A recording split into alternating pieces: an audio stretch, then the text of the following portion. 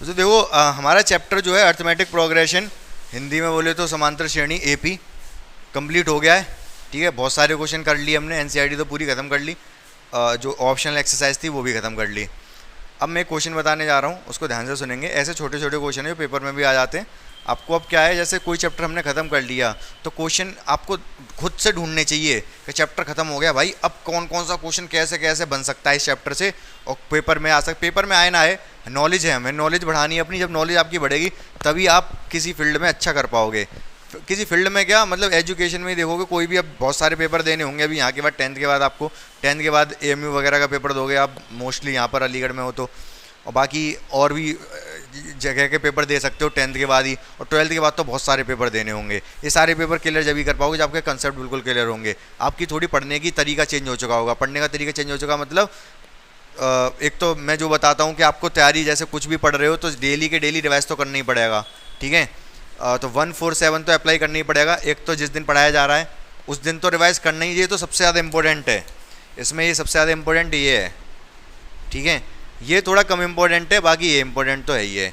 क्या मतलब है, पहले दिन जब कोई चीज़ पढ़ाई तो घर पे जाके आपको पढ़नी पड़ेगी, कोई भी आपका दूसरा ऑप्शन नहीं है कि भाई छोड़ दें किसी भी तरीके से, ये तो आपको करना ही करना है, हर हाल में करना है। ये अगर कर लिया तो बाकी इतनी इन दोनों की टेंशन नहीं है। अभी ये समझ ही नहीं पा रहे हो कि क्या बताना चाह रहा हूँ मैं 147।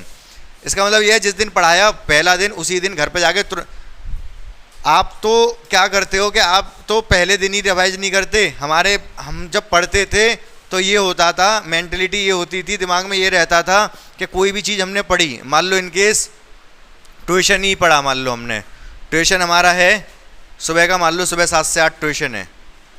ठीक है, अब हमको ये बात पता थी कि सब टीचर यही बताते थे, हर कोई यही बताता था, जो भी हम जिनसे भी बड़े लोगों से बात करते थे, टॉपर्स वगैरह से बात करते थे, कि हमारी मेमोरी में कुछ ही टाइम तक रहती हैं चीज़ें। जैसे 7 से 8 हमने पढ़ लिया, दोपहर तक अच्छे से रहेंगी वो सारी चीज़ें दिमाग में, शाम तक धुंधली हो जाएंगी, सो गए, रात गई तो बात गई, अगले दिन कुछ नहीं बचेगा दिमाग में, अगले दिन तक कुछ नहीं बचेगा अगर आपने रिवाइज नहीं किया जो पढ़ाया गया है।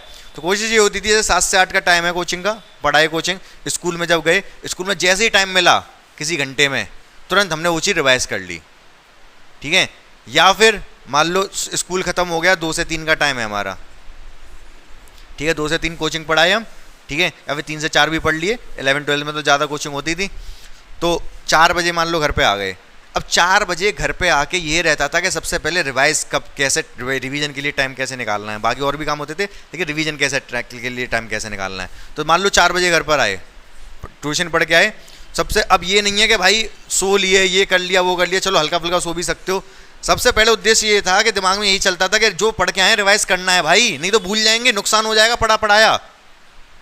अगर जो पढ़ के आए हैं हम, अगर हमने घर पे आके रिवाइज नहीं किया तो पढ़ा पढ़ाया बेकार हो जाएगा, नुकसान हो जाएगा। तो 4 बजे आए, सबसे पहले हमने घर पे आके चाय पिया, जो भी किया, 5 से 6 या जो भी है, 4 से 5 या फिर कोशिश करते जितना जल्दी हो सके, थोड़ा बहुत लेट हो जाते थे आने में, 4 से इस दौरान हमने रिवाइज कर लिया जो भी आज पढ़ाया गया है, जो भी आज पढ़ाया गया है सब रिवाइज कर लिया, मैथ्स वैस थोड़ा बहुत तो कोशिश करते थे स्कूल में रिवीजन चलता रहे। जैसे स्कूल में कोई चीज़ पढ़ाई, तो हमारा स्कूल भी अच्छा था, ठीक है, तो स्कूल में भी पढ़ाई होती थी। स्कूल में जैसे टीचर पढ़ा के गए, इंग्लिश पढ़ा के गए, मान लो इंग्लिश की कोचिंग नहीं लगाई, इंग्लिश वगैरह तो स्कूल में हो जाती थी, तो इंग्लिश पढ़ा के गए, तो कोशिश हमारी ये रहती थी कि जैसे कोई घंटा खाली मिले उसमें रिवाइज कर लो। कभी कभी तो ऐसा भी हो जाता था लंच में भी रिवाइज करते थे, खाना खा लिया रिवाइज कर लो जो जो पढ़ाया गया है, लेकिन ऐसा बहुत कम होता था। ऐसा नहीं होता कि लंच में भी कोई बच्चा पढ़ रहा है, लंच में तो ये खाना वाना खा के थोड़ा टहलते वहलते थे आराम से। लेकिन हाँ, बताना चाह रहा हूँ कि जैसे यही कि थोड़ा बहुत भी कहीं घंटे में, जैसे मान लो टीचर नहीं पढ़ा रहे, बहुत सारे टीचर, गवर्नमेंट कॉलेज ही था हिंदी मीडियम का, सरकारी स्कूल, तो सारे टीचर तो पढ़ाते नहीं थे, सारे टीचर नहीं पढ़ाते थे, तो कुछ टीचर मान लो पढ़ा के गए, बाकी जो टीचर नहीं पढ़ा के बैठे हैं आराम से, उसी घंटे में हमने पीछे का रिवाइज कर लिया जो टीचर पढ़ा के गए थे। समझ रहे हो ना मेरी बात को? तो कोशिश बस यही रहती थी, दिमाग में यही रहता था रिवाइज कैसे करना है। समझ गए कि नहीं समझ गए? अगर ये बात भी आप इस चीज़ को समझ गए तो फिर दिक्कत नहीं आएगी पढ़ाई में, पढ़ाई आसान लगने लगेगी आपको। आप देख पा रहे हो कुछ बच्चे आपसे बहुत अच्छा कर पा रहे हैं, आप नहीं कर पा रहे, क्यों? रीज़न है भाई, कुछ ना कुछ यही रीज़न है। रिवीजन पे सही से आप फोकस नहीं कर रहे हो, ठीक है? तो आपको अगर रिवीजन पे फोकस करना है, पहले दिन सबसे इंपॉर्टेंट ये वाला रिवीजन है। पहले दिन क्या, दिन पहला प्लस जल्दी से जल्दी, शाम तक का, रात तक का भी वेट नहीं करना, रात तक का वेट नहीं कर, रात में कर लेंगे आज का, रात नहीं भाई, जिस पढ़ाया तुरंत रिवाइज कर लो। घंटा खत्म हुआ, कोचिंग खत्म हुई, तुरंत रिवाइज, जो भी चीज़ पढ़ी है तुरंत दिमाग में सेव हो जाएगा वो। इसीलिए सबसे ज़्यादा आपने देखा होगा कि मैं वीडियो रिकॉर्डिंग पे फोकस क्यों करता हूँ। वीडियो रिकॉर्डिंग में इसलिए कि जैसे मान लो इनकेस चलो आज तो आपने रिवाइज कर लिया, लेकिन अगर कोई नहीं रिवाइज कर पाया किसी कारणवश, वैसे होना नहीं चाहिए ऐसे, किसी कारण रिवाइज नहीं कर पाया आज या फिर रिवाइज कर भी लिया तो कुछ टाइम बाद हो सकता है भूल जाए, तो कुछ टाइम बाद सारी चीज़ें वैसे जो चीज़ पढ़ी थी वही चीज़ दोबारा उसको रिवाइज हो जाए वीडियो देख के। इसलिए वीडियो रिकॉर्ड करना बहुत ज़्यादा इंपॉर्टेंट समझता हूँ मैं, क्योंकि रिवीजन सबसे ज़्यादा इंपॉर्टेंट है, इसलिए वीडियो रिकॉर्ड की जाती है जिससे कि आप रिवाइज कर सको। लेकिन रिवीजन के लिए फ़ायदेमंद है वीडियो। आप अगर चाहो कि पहली बार ही वीडियो देख के कुछ समझ लो, बहुत मुश्किल है। हाँ, पहले चीज़ आपने पढ़ रखी है, सारे कॉन्सेप्ट क्लियर हैं, फिर आप कोई भी वीडियो देख लो किसी भी चैनल पे समझ में आएगी। फिलहाल तो लेकिन कहीं और देखने से फ़ायदा नहीं है, ठीक है। पहले आप कॉन्सेप्ट बिल्ड करो। कॉन्सेप्ट बिल्ड कैसे होंगे, बस चीज़ों को समझो, रिवाइज करो, जो मैं वीडियो दे रहा हूँ उसको रिवाइज करो। समझ पा रहे हो, जो सबसे ज़्यादा इंपॉर्टेंट है। बाकी अगर मान लो किसी को टॉप करना है तो फिर ये सारे रूल अप्लाई करने पड़ेंगे। वो उसके बाद 4 दिन बाद जो आपने पढ़ा आज, वो 4 दिन बाद दोबारा रिवाइज करो। 4 दिन बाद दोबारा रिवीजन वो चीज़ होनी चाहिए। 4 दिन बाद रिवाइज हो गया, उसके बाद 7 दिन तो एक्चुअली ये वाले हो गए, टेस्ट होता है लगभग 7 दिन बाद। 7 दिन बाद तो लगभग टेस्ट होता है किसी चीज़ को पढ़ाने के बाद, तो ये तो टेस्ट वाला दिन हो गया। टेस्ट वाले दिन तो रिवाइज करके ही आओगे, तो टेस्ट वाले दिन रिवाइज, पहले दिन रिवाइज, बीच में 4 दिन बाद रिवाइज। ये इतना कंपोनेंट है। अगर ये आपने अच्छे से काम कर लिया तो इसकी शायद जरूरत ही ना पड़े, सीधे ये वाला काम अच्छे से करो। पहले दिन अच्छे से रिवाइज करो, टेस्ट वाले दिन रिवाइज करो, खेल खत्म, ठीक है। कोई चीज़ कैसा भी कंसेप्ट आ जाए, कैसा भी क्वेश्चन आ जाए, क्वेश्चन वो तो कर ही लोगे जो क्वेश्चन आपके किताब में मैंने करवाया, क्वेश्चन वो भी कर लोगे जो घुमा के दूंगा मैं। क्यों? क्योंकि आपके दिमाग में बिल्कुल क्लियर है चीज़। घुमाऊंगा भी तो लैंग्वेज को समझ जाओगे, आप कर लोगे। समझ रहे हो नहीं मेरी बात को? चलो ठीक है, आज काफ़ी चीज़ें मैंने समझाई। बस यही था कि गुस्सा आती है आप लोगों को देख के जब रिवाइज नहीं करते हो। तो भाई क्वेश्चन वगैरह थोड़े प्रैक्टिस कराने में मज़ा जब आता है जब आपका पूरा रिवाइज हो। आप भी मेहनत करो, आप भी उधर से मेहनत करो, मैं भी इधर से मेहनत करूं, दोनों लोग मिलकर मेहनत करेंगे तभी आपके कुछ अच्छा कर पाएंगे आपके साथ, ठीक है। तभी आपके माँ बाप को प्राउड फील होगा जब आप कुछ बहुत बड़ा करोगे। पैसे खर्च कर रहे हैं वो आपके ऊपर, ठीक है, बहुत कमा के बहुत मेहनत करके ले आते हैं। यूपी बोर्ड के बच्चे हो आप, यूपी बोर्ड के बच्चे हो तो मोस्टली जो फैमिलीज़ हैं ऐसे होंगे, बहुत मुश्किल से ही पैसे कमा रहे होंगे आपके पेरेंट्स। ये बात आपको भी पता है, मुझे बताने की ज़रूरत नहीं है। हिंदी मीडियम के बच्चे हो आप, बहुत मुश्किल से कमा रहे होंगे। अगर वो जितने भी पैसे आप यहाँ कोचिंग में ला के दे रहे हो, उतने पैसे देने में उनको अफसोस तो नहीं, खुशी तो होती होगी कि चलो हम अपने बच्चे पढ़ा रहे हैं, लेकिन बहुत ये सोच के देते होंगे कि चलो हम अपना पैसा इतनी मेहनत करके ला के अपने बच्चे पे लगा रहे हैं, बच्चा हमारा कुछ करके दिखाएगा, ठीक है ना। बाकी अगर यही पैसे जितने तुम कोचिंग में ला के दे रहे हो, इतनी पैसे बहुत कम है वैसे तो देखा जाए, लेकिन आपके लिए बहुत ज़्यादा है क्योंकि आप यूपी बोर्ड के बच्चे हो। इतने पैसे कहीं और किसी काम में देने पड़े, देंगे नहीं वो। अगर छोटा मोटा ऐसे कोई काम हो जिसका कोई ज़्यादा सेंस ना बन रहा हो, तो कुछ खाने पीने की चीज़ हो गई या फिर कोई चीज़ ऐसी हो गई जो जिससे घर में कुछ आसान हो जाए, कुछ भी कैसे भी समझ सकते हो, तो खर्च नहीं करेंगे, कहेंगे बचा लो पैसे। लेकिन पढ़ाई के लिए नहीं सोचते वो। क्यों? क्योंकि उनको उम्मीद है कि भाई हमारा बच्चा पढ़ेगा, कुछ करके दिखाएगा। उनको बस एक ही ऑप्शन है, उनके पास इतना बड़ा सेटअप नहीं है, इतना बड़ा बिजनेस नहीं है कि वो एकदम से बहुत बड़े इंसान बन जाएं। उनको आपसे ही उम्मीद है कि आप कुछ बड़ा करके दिखा सकते हो पढ़ाई से, ठीक है। तो इसलिए वो इन्वेस्ट आप पर कर रहे हैं। इन्वेस्ट करना समझते हो? हम किसी काम में इन्वेस्ट करते हैं, पैसा डालते हैं जिससे कि प्रॉफिट हो, ठीक है। अब वो इन्वेस्ट उनके पास इन्वेस्ट करने के लिए नहीं है, उनके पास इतना पैसा नहीं है कि इन्वेस्ट कर सकें, कुछ बिजनेस बढ़ा सकें अपना या फिर कहीं पर पैसा कमा सकें। उनका इन्वेस्टमेंट सिर्फ आप हो, आप पर पैसे लगा रहे हैं, आपकी पढ़ाई पर पैसे लगा रहे हैं। और जिस तरीके से हम एजुकेशन दे रहे हैं यहाँ पर, हम पढ़ाई करा रहे हैं यहाँ पर यूपी बोर्ड के बच्चों के लिए, ठीक है, ऐसी एजुकेशन मिलेगी नहीं यूपी बोर्ड के बच्चों के लिए आपको। क्योंकि मुझे पता है कि यूपी बोर्ड वाले बच्चे कैसे हैं, ठीक है। हमारे खुद भी घर पर एक ऐसी कंडीशन थी, तो हमें भी पता है कि कैसे हमारे पापा जी कैसे कमाते थे, कैसे सुबह 5 बजे घर से निकलते थे, मेहनत करके आते थे। लेकिन हमारे ऊपर पैसे खर्च करने में कभी उन्होंने कहा कि नहीं ट्यूशन मत पढ़, ये मत कर, वो मत कर। इंग्लिश का क्वेश्चन मैंने कभी नहीं लगाया अपने जीवन में, लेकिन वो तो कहते थे चाहते तू लगा ले, ठीक है। लेकिन इंग्लिश में तो स्कूल से ही कवर करते थे हम, ठीक है। बाकी और जितना कवर हो सकता था खुद से करते थे बाकी, लेकिन उन्होंने कभी मना नहीं किया। तो यही चीज़ है यूपी बोर्ड वाले बच्चों के साथ। मुझे पता है कि कैसी कैसी क्या क्या दिक्कतें हैं, ठीक है। लेकिन तो आपको इस बात को लेकिन समझना पड़ेगा अच्छे से, और अच्छे से मेहनत करनी पड़ेगी, ठीक है। तो कुछ बदलाव लाना पड़ेगा अपनी फैमिली के लिए। आप ही हो जो ला सकते हो। उनको जितना करना था कर लिया उन्होंने, उनका अब जो भी काम चल रहा है वो चलता रहेगा ऐसी, वो कोशिश तो कर रहे हैं, लेकिन इतना आसान नहीं। लेकिन एजुकेशन एक ऐसी चीज़ है जिससे बहुत जल्दी बदलाव लाया जा सकता है, बहुत जल्दी बदलाव। आप एजुकेशन में अच्छे हो जाओ, अपनी नॉलेज बढ़ा लो, ठीक है, आपको लोग रेस्पेक्ट करेंगे, कुछ अच्छी जगह पहुंच जाओगे तो बहुत जल्दी एकदम से चेंज आ जाएगा। बाकी नहीं तो कोई भी काम करते हैं तो बहुत 4-5 साल रगड़ना पड़ता है, तब जाके कुछ। जैसे आप भी अब मेरे पास पढ़ रहे हो, इस टाइम मेरे को सुन रहे हो, मैं जो चीज़ समझा रहा हूँ, नॉलेज तो मेरे पास स्टार्टिंग से ही थी, ठीक है, लेकिन अब धीमे धीमे करके पता चल रहा है कि हाँ टीचर अच्छे हैं, ये अच्छी चीज़ें अच्छे से समझाते हैं चीज़ों को, और नॉलेज भी अच्छी खासी है। इस काम को कराने के लिए मुझे ये चीज़ लोगों को समझाने के लिए 4-5 साल लग गए। समझ रहे हो ना मेरी बात को, ठीक है। और वही अगर आप 2-3 साल अच्छे से मेहनत कर लो, एकदम से आपको सब जान जाएंगे। समझ रहे हो कि नहीं। और वही आपने टॉप कर दिया यूपी, तो पूरा यूपी जान गया भाई आपको एक झटके में, एक साल में। एक यही साल है आपके पास, 7-8 महीने बचे हैं, आप इतनी मेहनत कर लो कि यूपी टॉप कर दो, पूरा यूपी एक ही बार में जान जाएगा भाई। समझ रहे हो कि नहीं। जिसके लिए जीवन की बहुत हम जैसे योगी जी हैं, उनको ये पूरा यूपी जानता है, बहुत मेहनत करी होगी उन्होंने, बहुत त्याग झेले होंगे, देखते ही होंगे, साधु संत हैं, ठीक है, कोई किसी से लेना देना नहीं है। सिर्फ योगी जी ने नहीं, वो तो हमें दिख रहा है, योगी जी के पिताजी ने, उनके पिताजी ने बहुत ज़्यादा मेहनत करते करते करते आए होंगे, तब जाके योगी जी को तुम जान रहे हो। आ रही बात समझ के नहीं। बाकी आपके पास सिर्फ इतना 7-8 महीने, अगर लग के मेहनत कर ली आपने और आपने टॉप कर दिया यूपी, पूरा यूपी जान जाएगा। फिर कोई भी काम करोगे आप तो लोग आपको सुनेंगे।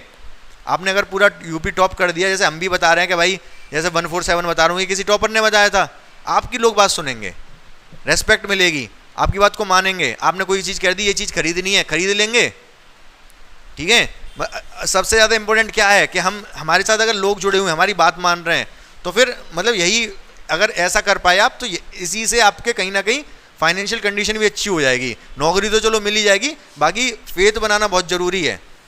ये कंपनियां वगैरह होती हैं प्रोडक्ट वाली, अपना प्रोडक्ट नहीं बेच पाती, कुछ कंपनी अपना प्रोडक्ट बेच लेती है, क्यों? जिसमें फेथ है वो कंपनी अपना प्रोडक्ट बेच पाती है, बाकी नहीं तो कंपनी बहुत सारी बनती हैं, बंद हो जाती हैं। कंपनी चलती कौन सी है? कंपनी वो चलती है जिस पर विश्वास है, लोग जिस पर विश्वास कर पा रहे हैं, ठीक है। किसी एक बड़े आदमी ने कह दिया कि नहीं अच्छा है प्रोडक्ट, किसी एक बड़े आदमी ने, जैसे मान लो बहुत सारे लोग हैं, एक जगह 100 लोग रहते हैं, 100 लोग में से सब तो एक जैसे होंगे नहीं, कुछ बहुत ज़्यादा रेस्पेक्टफुल होंगे, जिन सम्माननीय होंगे, जो अच्छी बात करते होंगे, नॉलेज होगी बहुत ज़्यादा। अगर उसने ये बात कह दी 100 लोगों से, नहीं ये वो प्रोडक्ट बहुत अच्छा है, तो उसकी सब बात मानेंगे कि नहीं मानेंगे, ठीक है। तो उसकी सब बात मानेंगे, तो वो कह दे मेरा प्रोडक्ट बहुत अच्छा है, किसी और का नहीं, अपने ही कह दे मेरा प्रोडक्ट बहुत अच्छा है। अगर वो रेस्पेक्टफुल है समाज में, वो पता है कि हाँ अच्छा आदमी है, तो सारी बात उसको मानेंगे। 100 लोग उसके हो गए, उसका प्रोडक्ट जो भी प्रॉफिट है उसका हो गया। बाकी वही जो बेकार आदमी है, जो कुछ नहीं करता, जिसको नॉलेज नहीं है, वो कहेगा कि नहीं ये चीज़ मेरी अच्छी है, ले लो, कोई नहीं सुनेगा उसकी, ठीक है। तो बस यही है कि आपको जानने चाहिए लोग। नौकरी वगैरह भी एक इम्पोर्टेंट चीज़ है, वो तो अलग रख रहा हूँ मैं, उस पर जा ही नहीं रहा, ठीक है। सबसे ज़्यादा इंपॉर्टेंट ये है कि आप क्या काम कर रहे हो, कुछ ऐसा काम करो कि लोग आपको जान जाएं। लोग आपको जान जाएंगे तो आपका सब कुछ होगा, दौलत धन वगैरह, रेस्पेक्ट, बंगला गाड़ी, खूबसूरत बीवी, सब होगा आपके पास, ठीक है। फिलहाल सवाल पे आते हैं। तो क्वेश्चन ये है कि 10 और 300 के बीच में ऐसे कितने नंबर होंगे, 10 और 300 के बीच में ऐसे कितने नंबर होंगे जिनको 4 से डिवाइड करने पर 3 शेषफल बचे, 3 रिमाइंडर बचे। हिंदी में बताऊं, हिंदी में ही बताया, 10 और 300 के बीच में ऐसी कितनी संख्याएं होंगी जिनको 4 से भाग देने पर 3 शेषफल बचे। समझ पा रहे हो मेरी बात? कितने? 4 से भाग देने पर कितने नंबर होंगे इन दोनों के बीच में, किनको 4 से डिवाइड करने पर 3 रिमाइंडर बच जाए? हाँ 15 नहीं, ऐसे तुक्का कैसे मार रहे हो? 15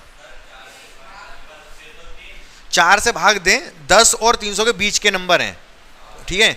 उनको 4 ऐसे कितने नंबर होंगे जिनमें 4 से अगर भाग देने पे, 4 से अगर भाग दें तो 3 शेषफल बच जाए? हाँ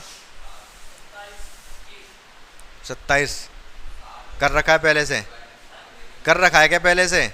तो फिर ऐसे तुक्का क्यों मार रहे हो? हाँ ऐसे नहीं, ऐसे तुक्का नहीं मारना है।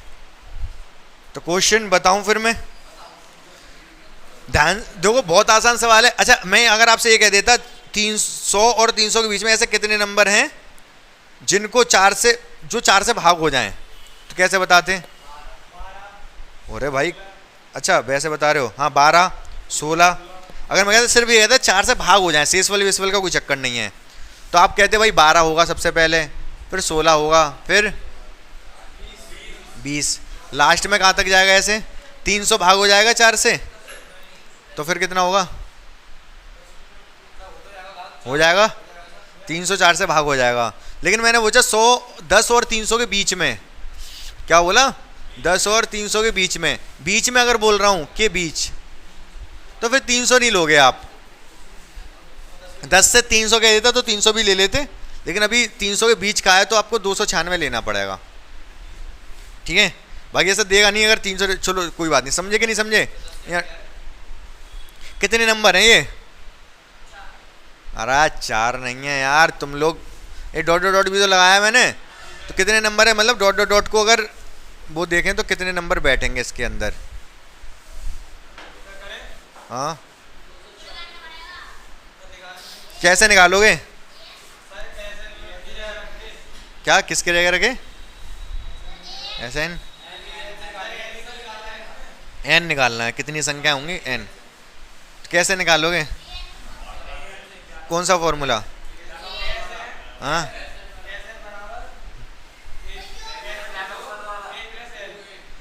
ये पता कर लो ये कौन से नंबर का है, बस उतने ही नंबर होंगे, ठीक है, कर लोगे इसको। मैं ये नहीं बता रहा, मैं वो बता रहा हूँ जो 3 रिमाइंडर वाला है, वो भी सेम ही है, कुछ ज़्यादा फर्क नहीं है। अब मैंने कहा क्या कहा आपसे कि ऐसी कितने नंबर्स हैं जिनको 4 से डिवाइड करने पे 3 रिमाइंडर बच जाए, 3 शेषफल बच जाए 10 से 300 के बीच में। तो सबसे पहला कौन सा होगा, ऐसा कौन सा नंबर होगा जिसको 4 से डिवाइड करने पे 3 शेषफल बचे, 11। 4 से भाग दोगे 3 बचेगा, समझ रहे हो कि नहीं, 3 बच रहा है। उसके बाद 15, 4 से भाग दोगे 3 बचेगा, इसी तरीके, उसके बाद 19, इसी तरीके से कहानी चलती रहेगी। लास्ट कौन सा होगा, 299। 296 तो पूरा हो जाएगा, और 3 शेषफल बचाना तो 3 एक्स्ट्रा कर दो, 299। 4 से भाग दोगे तो 3 ही बचेगा, समझ गए। काउंट कर लो कितने हैं, काउंट कर लो मतलब फॉर्मूला लगा दो, ए कितना है 11, डी कितना है 4, और ए एन कितना है, फॉर्मूला लगा दो, ए एन बराबर a plus n minus 1 into d. A n कितना है 299, ए कितना है 11, एन माइनस 1, डी कितना है 4। 11 इधर आके माइनस होगा, 288 होना चाहिए, एन माइनस 1। अब 4 की या तो गुणा कर लो या सीधे पहले भाग में ले जाओ, भाग में ले जाते हैं, 288 डिवाइड बाई 4 एन माइनस 1, कितने बार जाएगा, 7 बार, 2 बार, एन माइनस 1 इधर आ जाएगा, ये 73, एन बराबर 73। यहाँ से लेके यहाँ तक 73 नंबर्स हैं ये। क्या आपको बात समझ आई, क्लियर हुआ कि नहीं, 100%। बाकी जो भी मैंने देखो समझाया, जनरली मैं ये काम करता नहीं हूँ, क्योंकि मुझे पता है कि यार 1 घंटे के लिए पढ़ने का तो टाइम वेस्ट होता है, लेकिन जो भी मैं समझा रहा हूँ उसमें बहुत ध्यान से सोचा करो, ठीक है, और कोशिश किया करो कि भाई सारी चीज़ें करें जितना भी हो सकता है। जो भी समस्या है, मुझे कोई भी समस्या लग रही है आपको बताओ अकेले में आके, ठीक है, कि ऐसे ऐसे समस्या ये काम नहीं हो पा रहा है, मैं कुछ ना कुछ सॉल्यूशन बताऊंगा आपको। लेकिन जो भी मैं बता रहा हूँ भाई, इतना मैं बोल रहा हूँ आपसे, ठीक है, तो आप कोशिश करो कि उस चीज़ को मानो, ठीक है। तो मेहनत करो बहुत अच्छे से, जितनी कर सकते हो उतनी करो। 10th क्लास है इस बार, जी जान लगा दो पूरा, ठीक है, और कुछ बड़ा करके दिखाओ, आपके माँ बाप को भी गर्व हो कि नहीं भाई हमने सही जगह इन्वेस्ट किया अपना पैसा, ठीक है। आगे भी फिर आपसे कभी मना नहीं करेंगे, कहेंगे बेटा तू कहीं कुछ ये कर, पढ़ाई कर, तुझे जहाँ से पैसे चाहिए जितना भी ज़रूरत है मैं बता, मैं लगाऊंगा, अगर आपने एक बार विश्वास जीत लिया अपने पेरेंट्स का तो, ठीक है। बहुत बेहतरीन मेहनत करो, बहुत तगड़ी मेहनत करो, मज़ा भी आता है मेहनत करने में। जो मज़ा मेहनत करने में वो चीज़ किसी और में नहीं है, आप करोगे तो आपको पता चलेगा। आप लगातार 5 घंटे किसी दिन पढ़ के देखो, जो खुशी मिलेगी अंदर से वो खुशी किसी और चीज़ में नहीं मिलेगी आपको, ठीक है।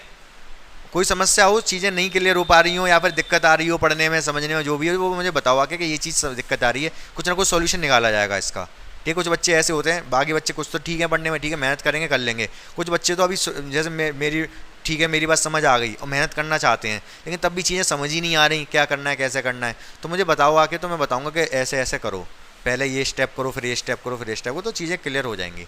समझ रहे हो कि नहीं, ठीक है। तो ये सवाल आपको समझ में आ गया होगा, देखो इसको ध्यान से।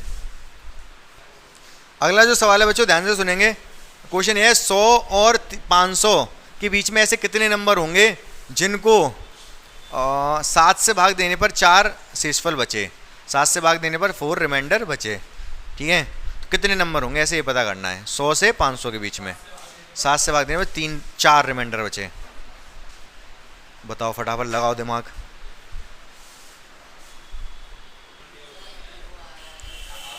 तो क्वेश्चन ये था 7 से भाग देने पर कितना शेषफल बचना चाहिए? 4। अभी नहीं आए सर। 4 शेषफल बचना चाहिए, ठीक है। तो सबसे पहले 102 सबसे पहला है। 7 से भाग दूंगा तो 4 बचेगा, मुझे तो नहीं लग रहा। हाँ हाँ, कितने बार जाएगा ये? 7 एकम 7, 3 बचेगा, 7 चौक 28। चलो ठीक है ठीक है ठीक है। तो पहले 102, 109, कोई बात नहीं। लास्ट कौन सा होगा? लास्ट 4494। सही बात है, सबने निकाल लिए इतने। पहला जो 102 नंबर है 4 से भाग देंगे तो 4 से 7, 4 शेषफल बचेगा। लास्ट वाला तुम दिमाग लगाओ, 500 में भाग देके देख लो। 7 से 500 में भाग देके देखो कितना शेषफल बच रहा है, उसी से आइडिया लगा लोगे। ये जितना शेषफल बच रहा है तो उतना क्या, उतना जैसे अगला 500 के आगे वाला नंबर निकाल लो, उसे 7 कम कर देना, ठीक है, 500 के अंदर आ जाएगा। अरे यार तुम लोग कैसी बात करते हो, दिमाग नहीं लगाते। 7 से भाग दोगे कितने बार जाएगा? 7 बार। 1 बचेगा, 1 बार, फिर 3 बचेगा। कितना बचेगा? 3। 2 तरीके हैं करने। 3 बचा, क्या बचा? इसका मतलब 497 पूरा भाग हो जाएगा। गलत लिखवाया 94। 500 में 7 से भाग दे रहा हूँ तो 71 आ रहा है, ठीक है। शेषफल कितना बच रहा है? 3। इसका मतलब 3 शेषफल बचने का क्या मतलब है? अगर यही 3 माइनस कर दूँ मैं इसमें से, 497 कर दूँ तो पूरा जाएगा। देख लो, 7 और फिर 7 में 1 बार। समझ गए कि नहीं? पूरा चला जाएगा। तो कितना आएगा? 497। बस अब तो ख़त्म हो गया। अब ये पता करना है कितने नंबर हैं, ये पता कर लोगे। अच्छा हाँ, सॉरी 4 शेषफल चाहिए था, ठीक है 4 शेषफल। ये तो पूरा डिवाइड हो जाएगा। अगर इसमें मैं 4 जोड़ूंगा तो कितना आएगा? 4 जोड़ दूँ शेषफल बचाने के लिए तो कितना आ जाएगा? 501। लेकिन हमें तो 500 तक चाहिए, 7 इसमें से माइनस कर लो। तो 94 सही बताया था रोहित सर ने, क्योंकि इसमें अगर 4 से भाग दोगे तो 4 से भाग दोगे 7 से, कितने 11 से, कितने बोला था? 7 से। हाँ 7 से भाग दोगे तो 4 बचेगा। समझ रहे हो कि नहीं? क्लियर है कि नहीं बात? ठीक है। बाकी अब थोड़ा बहुत दिमाग लगाओगे तो ये चीज़ पता चल जाए। बाकी एक और तरीका है, इसके निकालने की जरूरत ही नहीं पड़ेगी, ठीक है। वो तरीका बता दूंगा मैं आपको, बताता हूँ अभी। तो फिलहाल यहाँ से यहाँ तक काउंट कर लोगे कितने हैं ये। ए कितना है? 102। डी कितना है? 7। और ए एन कितना है? ये एन निकालना है, जैसे पहले वाले क्वेश्चन में किया था। बाकी मैं ये कह रहा हूँ इसको निकाले बिना भी कर सकते हैं। पूछो कैसे? बहुत ध्यान से सुनना मेरी बात, ठीक है। इसको निकालने की जरूरत नहीं पड़ेगी। मेरे पास ए कितना है? डी कितना है? 7। सही बात है। मैं क्या करूँगा? मैं ये कहूँगा हमारा ए एन पता नहीं क्या है, ए एन मुझको पता नहीं क्या है, लेकिन एक बात जरूर पता है कि ए एन जो भी होगा वो 500 से छोटा होगा। यहाँ पर जो लास्ट वाला नंबर लिखेंगे 500 से बड़ा थोड़ा ना लिख पाएंगे, 500 से छोटा ही लिखना पड़ेगा। छोटा या बराबर भी हो सकता है अगर पूरा चला जाए तो। समझ रहे हो मेरी बात? कोई नहीं। अब इसको सॉल्व कर दो। अगर हो सकता है ना बच्चे, पूरा चला जाए 500। हाँ शेषफल हो सकता है, शेषफल 4 ही बचे 500 को भाग देने पे, और लास्ट वाला नंबर 500 ही हो।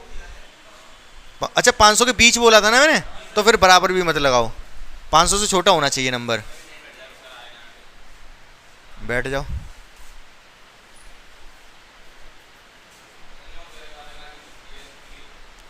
तो ए एन की वैल्यू कितनी? 500 से कम होनी चाहिए। ए एन की वैल्यू 500 से कम होनी चाहिए, तो a plus n minus 1 into d छोटा होना चाहिए 500 से। फॉर्मूला लगा दिया एन का, ठीक है। ए की वैल्यू कितनी है? 102। N minus 1। डी की वैल्यू कितनी है? 7। 500। ठीक है, क्लियर है यहाँ तक? कहानी समझते रहना। यहाँ से 102 को उधर ले जाओ, 102 को उधर ले जाओ, कितना आएगा? 500 माइनस 102 कितना होगा? 398। सही बात है, बिल्कुल। देखते रहना ध्यान से। 7 की गुणा कर दो, 7n माइनस 7, 398। काट भी सकते थे, दोनों तरीके हैं करने के। अब क्या करेंगे रोहित सर? हाँ प्लस हो जाएगा, बिल्कुल सही कह रहे हैं प्रशांत कुमार खैरेश्वर धाम वाले।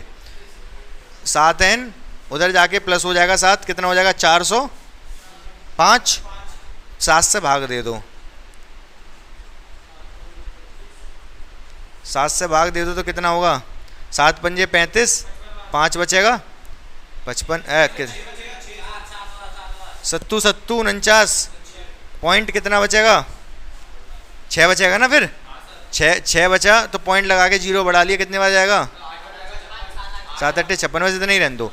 क्या कह रहा है एन छोटा होना चाहिए 57.8 से, एन छोटा होना चाहिए 57.8 से, मतलब कितना होना चाहिए 57, 57.8 से छोटा तो 57 ही बैठेगा, तो एन होना चाहिए आपका 57। क्लियर है कि नहीं? ठीक है, 100% क्लियर हुआ सवाल? लंबा कुछ नहीं है वो, ये और फायदा हो गया एन निकालना नहीं पड़ा इसमें। ठीक है, बाकी ये लेस देन वेस देन हो सकता है डर लग रहा हो, अगर लेकिन डर ना लगे तो ये ज़्यादा अच्छा है। ठीक है, यहाँ पर हमें लास्ट वाला निकालना नहीं पड़ा, हमने ये कह दिया कि ए एन जो भी होगा हमें नहीं पता, लेकिन 500 से तो छोटा होगा, ए एन छोटा होगा 500 से। ठीक है, वैल्यू लगाए, ए एन का फॉर्मूला लगाया, सॉल्व करते चले गए, ये एन छोटा होना चाहिए इससे, मतलब एन होना चाहिए 57। क्लियर है कि नहीं? सवाल इंपॉर्टेंट नहीं थे, लेकिन जो मैंने आज आपको बताया वो बहुत ज़्यादा इंपॉर्टेंट था, टाइम निकाल के मैंने बताया है, क्योंकि वैसे मैं सोचता हूँ कि आप 1 घंटे पढ़ने आ रहे हो तो 1 घंटा पूरा यूटिलाइज होना चाहिए, यूटिलाइज मतलब ज़्यादा से ज़्यादा मैं आपको नॉलेज दे पाऊँ, लेकिन पढ़ाई के अलावा जो मैंने आज आपको बताया वो बहुत ज़्यादा इंपॉर्टेंट है, उसको ध्यान से समझना है आपको, चीज़ें आपको घर पे सोचना है कि अपने माँ बाप के बारे में सोचना है, हर चीज़ों के बारे में सोचना है और सोचना है हमें क्या करना है।